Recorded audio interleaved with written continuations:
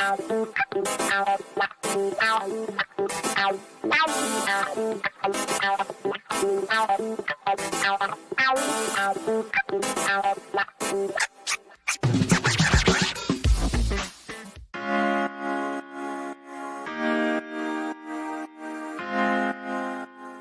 Falla Lilies and Dana Goldberg are here. Hello, hi, good morning. So, good morning. Post-pandemic, we're going to work on your transitions into my intro. How's that? Yes, let's do that. And right please. after Trans Visibility Today, where you had the most loving tweet, you said, to the transgender community, I support you today and every day. Your beauty, your talents, your gifts, your priceless contributions to society and the arts. You are my friends and my family, and I stand beside you always.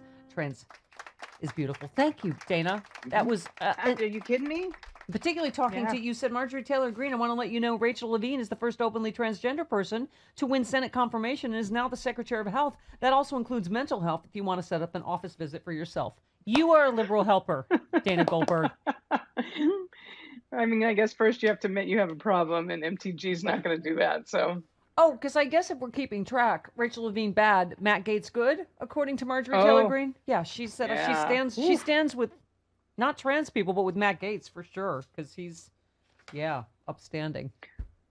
Yeah, well, she's had some questionable sexual encounters from what I understand. So a lot of those people, Jim Jordan, he likes to cover up, sexual abuse, and Matt Gaetz, who seems to Dana, perpetrate it. They all hang out. Or imply that she may or may not have been banging quite a few men from her gym. How is that what you are may or may not be alleging or implying? Sleep with as many men as you want, but do not claim Christian values. Okay. How's that? All right. Right. Exactly. By the way, and CrossFit? Oh, CrossFit? No. Okay. All right, Chris. Let's not get our own sexual preferences involved. Chris, you crossed the line with making fun of CrossFit, apparently. CrossFit. Okay, sorry. I'll be in the timeout. You say you tweeted of Matt Gaetz that would be not be a sexual relationship. This would be rape. Take the MFer down. Thank you. Despite all the ridiculousness of this story, you're right. At its crux, as I was saying, Dana, earlier in the show, to any parent listening, a 17-year-old is not a woman. Can you imagine your 17-year-old daughter? Like, oh, really? Oh, that's okay to fly her somewhere and F her? If that's 30-something congressman? No, it's not. She's not a woman. That's a girl. And Matt Gaetz, what? There's something wrong with just taking care of the people I've dated? Well, sort of. It's illegal, actually. Yeah, sort of illegal. Hotel rooms and plane tickets to cross state lines to have sex with them. So yes, there's something wrong with the way you're taking care of the child you're raping. Thank you. And by the way, I'm tired of people trying to, I don't know what the word is, minimize this. Joe Scarborough apparently is a longtime friend of the Gaetz family. So he had a prosecutor on, but he said sex trafficking is a very specific term. If he was with a 17-year-old woman, there again, it's a man using the term 17-year-old woman. That might not be sex trafficking. Mm-hmm. We need to be very careful with the words and what we're saying, and that we're not overselling this. Says Joe Scarborough.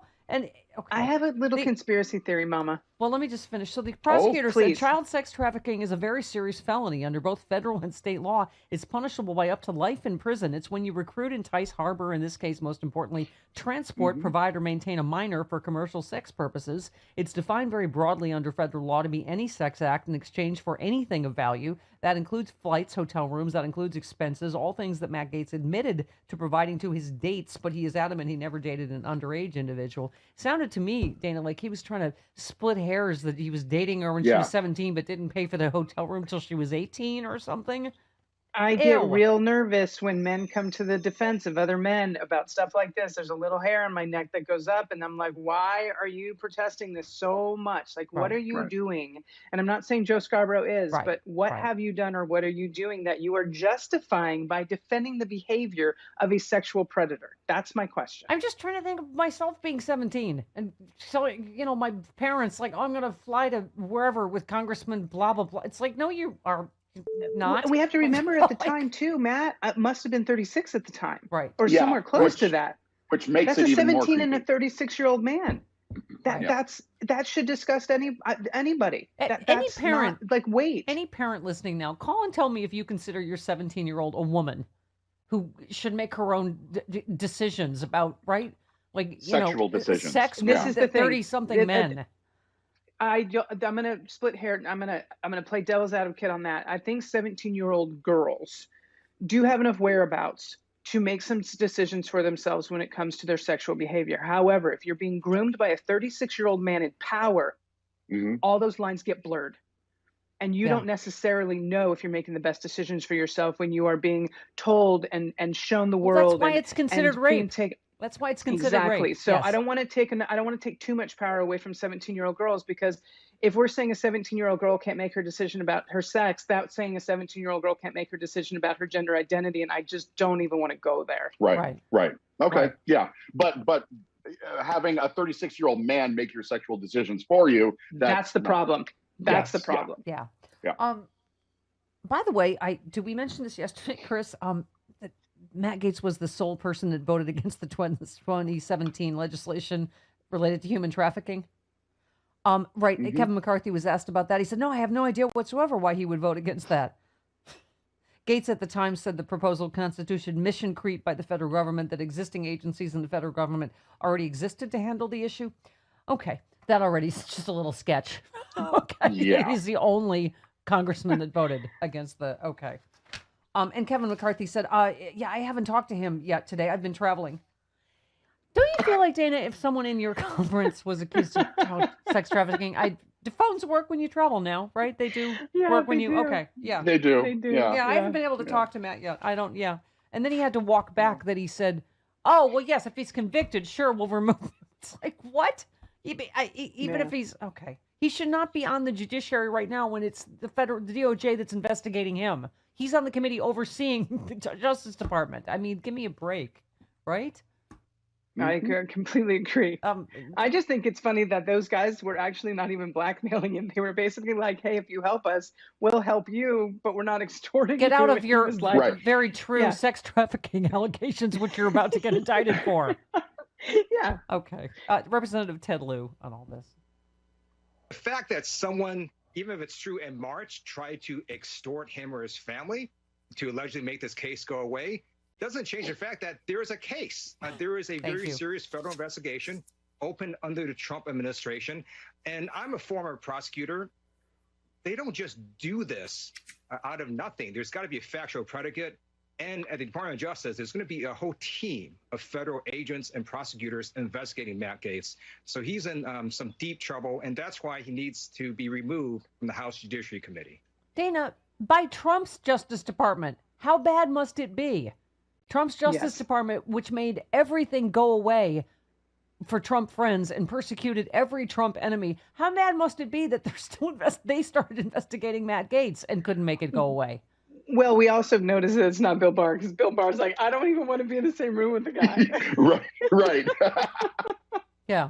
Yes. And if Bill Barr, the worst disgusting human on earth to cover up crimes, is like, I'm not touching it. Not doing this one. Something's gone terribly wrong. They called Bill Barr Captain Cover-Up because of the Iran-Contra. Okay.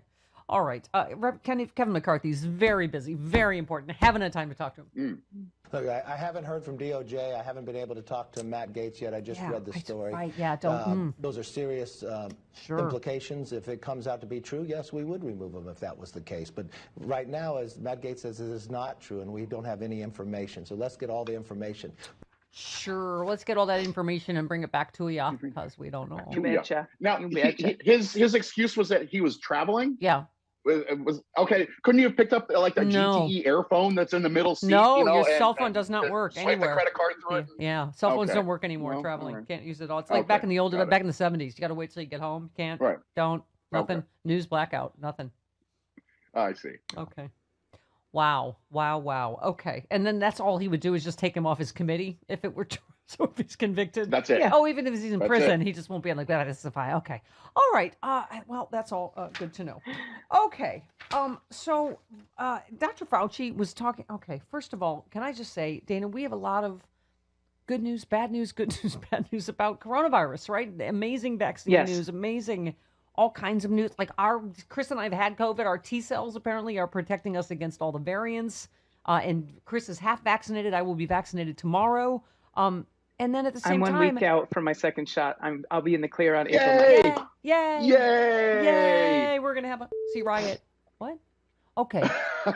maybe I'll fake COVID then. Maybe I'll just fake it if that's the. I'm still busy, Steph. I don't have. I couldn't get a shot. I couldn't find one. Yep. People are going to be making post-COVID excuses for why they can't get together. Yeah. How many times do I ask you to bike ride with me, Sasquatch? She has like size 75 feet, so I can't even get her to bike ride with me with one of. Okay, I extra shoes. I have one extra bike. No, I still can't get Sasquatch to come. Nope. Okay. Nope. Not just even try to make up a non-COVID related excuse. Just.